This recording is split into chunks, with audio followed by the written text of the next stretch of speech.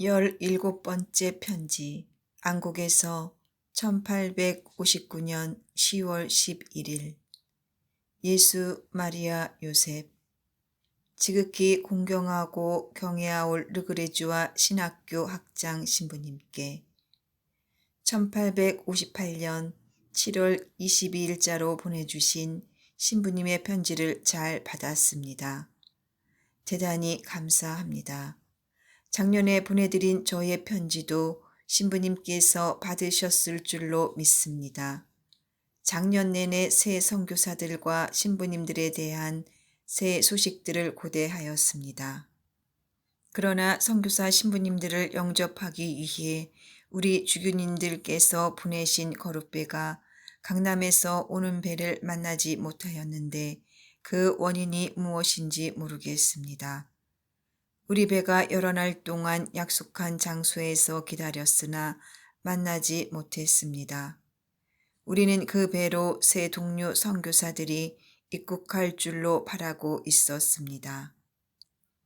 신부님들이 해적을 만난 것은 아닌지 바다 소용돌이에 휩쓸리지나 않았는지 우리는 크게 염려하고 근심하여 하느님께 간절히 기원하였습니다. 그리고 혹시 다른 배로 우리나라 해안에 나타나지 않을까 기다렸습니다만 지금까지는 우리의 기대가 이루어지지 않고 있습니다. 이 때문에 나날이 우리의 걱정이 커지고 몹시 무서워하고 있습니다. 그러나 이런 슬픔 중에서도 신부님으로부터 지극히 큰 기쁜 소식을 받고 더할 수 없이 큰 위로가 되었습니다. 즉, 우리 조선 순교자들이 그리스도의 대리자이신 교황 성화의 인정을 받고 우리 자모이신 교회의 전면에서 공적으로 온 세계에 각영자로 선포된 소식 말입니다. 언젠가는 우리 순교자들도 성인 반열에 오르시어 세계의 모든 교회에서 공적으로 공경을 받으시는 날이 온다면 얼마나 기쁘고 영광되겠습니까?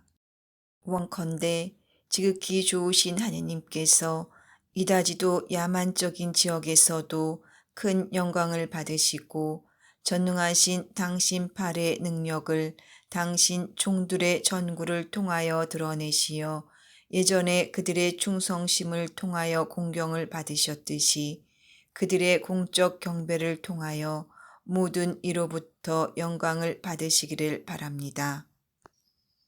아직까지는 조선 순교자들의 전구로 공적 기적이 일어났다는 말은 못 들었습니다.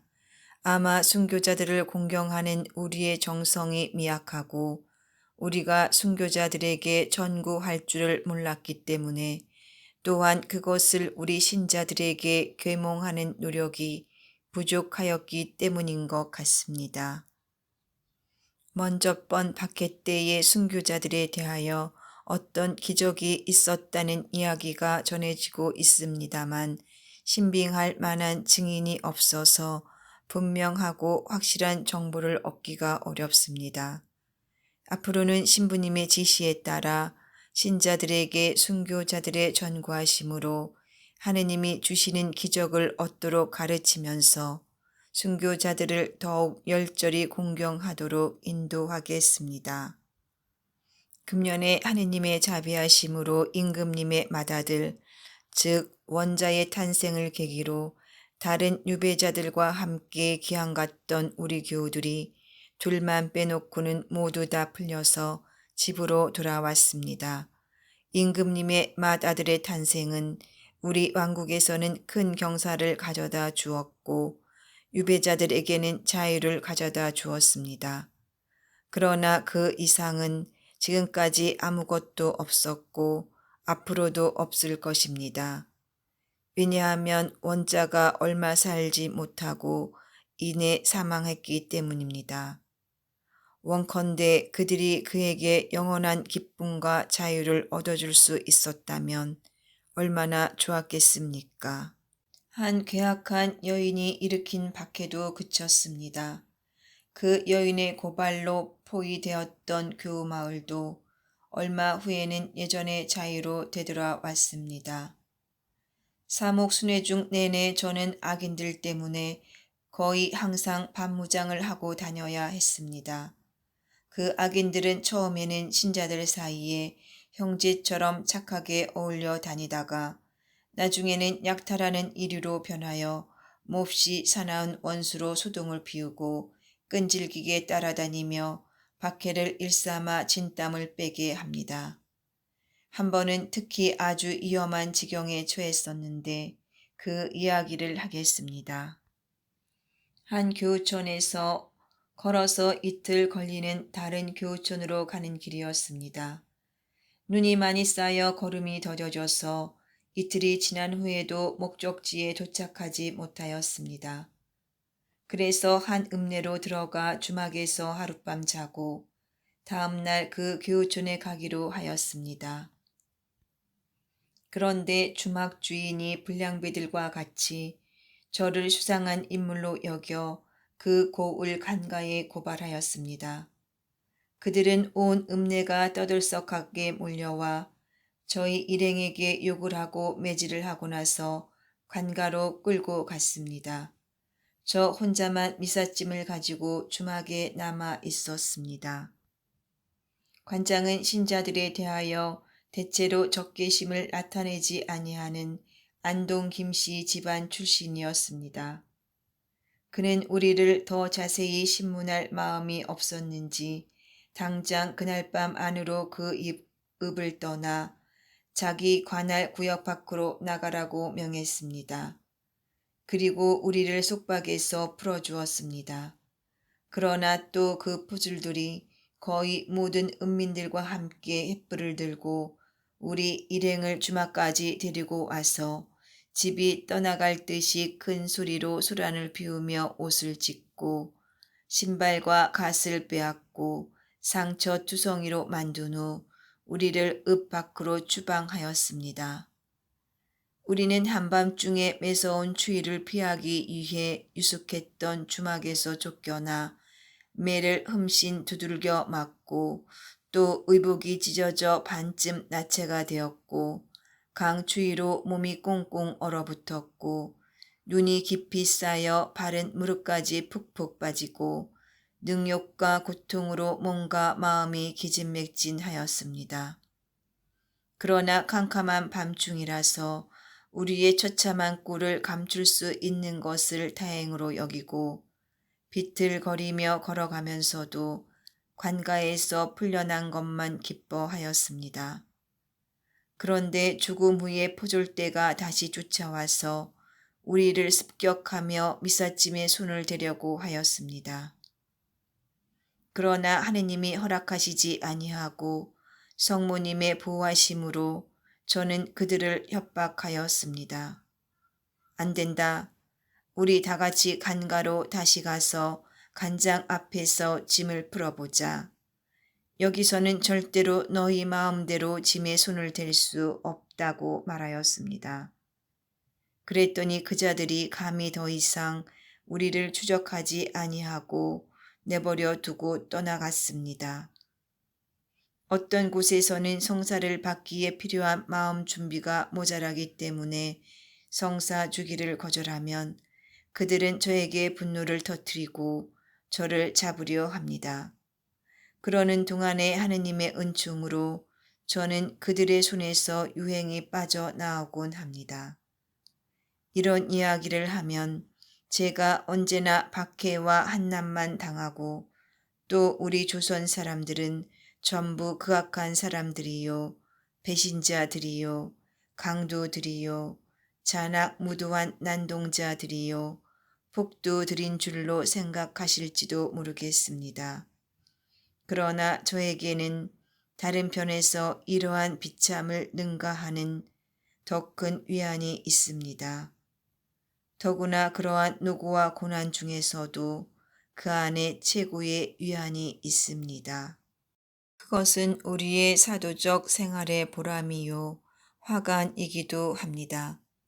그러므로 이제 저의 다른 유형과 다른 종류의 하느님의 자비하신 축복을 신부님께 나누어 드리려 합니다. 우리에게는 비록 배신자들도 많고 원수들도 많지만 좋은 친구들도 많고 하느님의 은총에 충실한 신자들도 많이 있습니다. 저렇게 악착스런 마귀떼 같은 원수들을 대항하여 함께 싸우는 우리의 동료 전우들을 우리와 더불어 그리스도를 위한 군인들로 만들기도 합니다. 더구나 우리의 반대자들까지도 좋으신 하느님의 은덕으로 우리 편으로 데리고 오기도 합니다. 한 가지 이야기를 소개하겠습니다. 어느 동네에 12가구가 살고 있는데 2년 전부터 세 가족만 빼놓고는 전부 다 천주교에 입교하였습니다. 그런데 남은 세 가족은 천주교에 나오기는 고사하고 천주교에 입교하기 시작한 새 교우들과 원수가 되어 그들의 신앙생활을 방해하고 여러 가지로 박해하였습니다.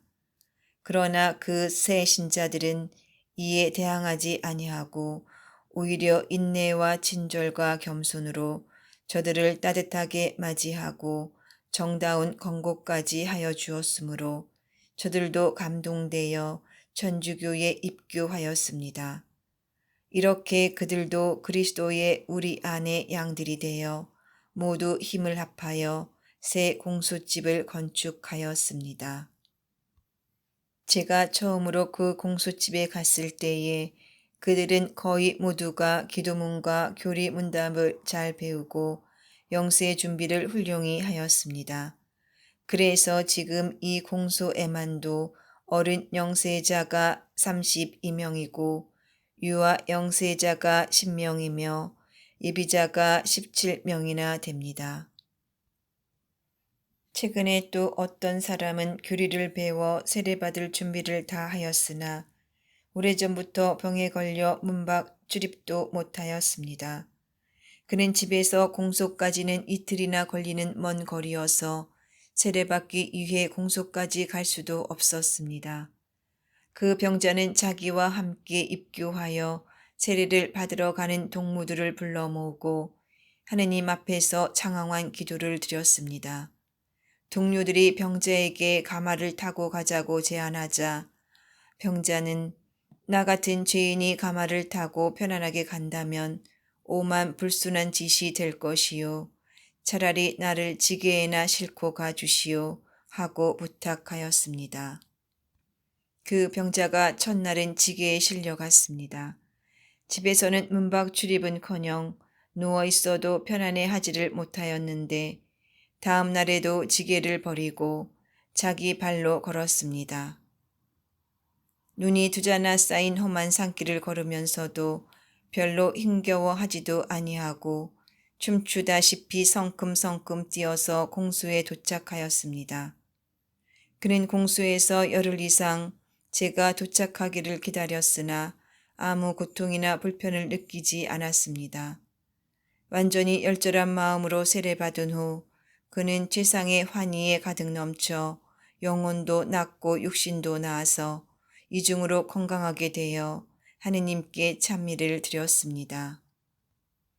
또 한 사람은 위에서 말한 사람의 친척입니다.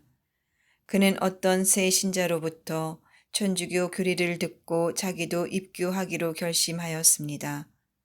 그는 우선 자기 집의 우상들과 미신을 치워버리기 위하여 귀신 단지를 힘껏 땅바닥에 내팽겨 쳤습니다. 그런데 단지는 깨지지 않고 땅 위에서 대굴대굴 굴러갔습니다. 이때 그는 성호를 긋고 나서 그 단지를 다시 집어들고 이번에는 별로 힘도 들이지 않고 내던졌는데 단지는 그 자리에서 산산이 부서졌습니다. 이런 모양으로 그리스도의 새 군사는 모든 미신 물건들을 없애버렸습니다. 그랬더니 평소에 온순하던 말이 벼랑간 광증을 부려 사람을 물어버렸습니다. 이 착한 예비교우는 귀신이 말에 접한 줄로 여겨서 격분하여 말을 당장 죽였습니다. 그 다음부터는 귀신의 요상스러운 장난이 뚝 그쳤습니다. 그 예비교우는 더욱 굳센 신앙과 열심으로 세례받을 준비를 했습니다. 또 어떤 읍에 사는 한 사람은 몇 년 전에 입교하였는데 그의 모친과 아내가 결사 반대하며 날마다 핍박을 하는데도 불구하고 그는 큰 항구심으로 신앙으로 버티어내면서 열심으로 수계하였습니다. 하루는 그의 어머니가 그를 계속 뒤쫓아 다니면서 다른 때보다 더욱 큰 소리로 고래고래 욕설을 퍼부었습니다. 그 착한 세신자 아들이 귀찮아서 밭으로 피해가서 하루 종일 굶어가며 일을 하였습니다. 한편 어머니는 측은한 마음이 들어서 함지에 음식을 담아가지고 굶주리고 고달픈 농사일로 지친 아들한테 갔습니다. 그런데 어머니가 길에서 미끄러져서 땅바닥에 벌렁 낮아빠졌습니다.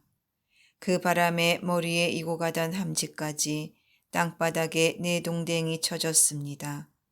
그런데 밥그릇도 말짱하고 음식도 쏟아지지 않았습니다. 이것을 보고 어머니는 내가 잘못했다. 아들이 나보다 옳다. 내가 공연히 아들을 기롭게 들볶았다.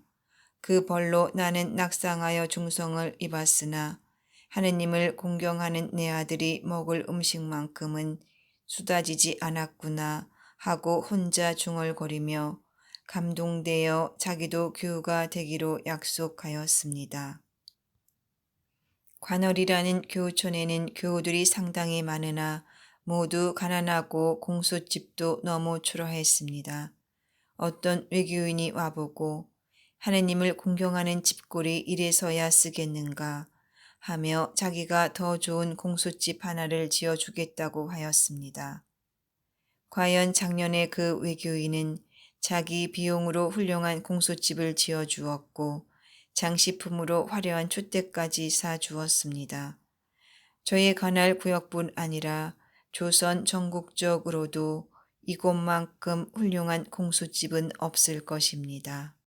금년에 다빌리 부주교님께서 저희 관할 구역 내에서 너무 넓고 가장 멀리 퍼져 있는 일부 공소들을 대신 맡아 순회하시어 저희의 짐을 덜어주셨습니다. 그래서 그 공소들을 제외한 저희 관할 구역 연말 성무 집행 보고는 다음과 같습니다. 사교 교회자가 2124명이고 제 고혜자가 844명이며 어른 영세자가 201명이고 예비자가 361명입니다. 조선에서는 성령회가 할 일이 아무것도 없습니다. 조선에서는 자기 자식을 버리는 일이 거의 없기 때문입니다. 지극히 가난한 자들이 자녀를 데리고 과부가 되거나 또한 어미를 잃은 갓난 아기들을 먹여 살릴 방법이 없을 경우에는 자기 자녀들을 양육하도록 다른 사람들에게 선뜻 맡깁니다. 그러나 아주 주는 경우는 드뭅니다. 죽어가는 아기의 위험 대세를 집전하는 것도 매우 어렵습니다. 조선 풍俗에 따라 낯선 남자는 안채에 결코 들여보내지 아니하기 때문입니다. 남자들은 사랑방에만 드나드는데 아기 엄마와 아기는 거기에 나오는 경우가 거의 없습니다. 여인이라도 신분 계급이 가장 낮은 여인이 아니면 타인의 집에 드나들 수 없습니다. 그러므로 죽을 위험에 있는 아기에게 접근하기는 지극히 어렵습니다. 아주 특별한 경우에만 죽을 위험 중에 있는 아기에게 대세를 줄 기회가 있을 뿐입니다. 지금까지 우리의 모든 사업은 일시적이고 임시적으로 하는 것뿐입니다. 가합한 것과 불가한 것을 거스르지 않도록 공포에 떨면서 몰래 행할 수 있을 뿐입니다. 영구적으로나 항구적으로나 정규적으로 할 수 있는 일은 하나도 없습니다. 오늘 신자들이 잘 지내던 교촌이 내일 불시의 쑥밭이 될 수도 있습니다. 우리 동료 사제들이 어느 곳에 거주하든가 무슨 성물이나 물건을 맡긴다든가 할 때 1개월 동안의 안전을 보장받을 수 있는 곳이 아무데도 없습니다. 우리 교우들은 자리를 잡고 사는 것이 아니라 나그네 모양으로 떠돌이 생활을 하는 것입니다. 성물뿐 아니라 돈이나 재물이나 다른 물건이나 소유할 수 있는 것은 무엇이든지 최대한 남몰래 간직해야 합니다. 그렇지 않으면 외인이나 양반들이나 보졸들한테 빼앗기고 맙니다. 대체로 외인들마저 아무리 부자라도 가난한 사람처럼 입고 먹고 삽니다. 부자로 드러나면 양반들한테 수탈을 당하기 때문입니다. 도처에서 신자들과 외인들이 약탈과 착취를 일삼는 양반들과 보졸들한테서 억울한 처사를 당하는 것을 자주 보게 되니 실로 통탄과 동정을 억제할 수가 없습니다. 2년 전에 전번 편지에 제가 신부님께 청한 물건들을 다 장만하였다고 말씀하셨으나 아직 받지 못하였습니다. 제가 작년에 청한 것은 돈이 좀 더 들더라도 견고한 것으로 마련하여 보내주십시오. 긍경하올 사부님께 지극히 겸손하고 순종하는 아들 최 토마스가 올립니다.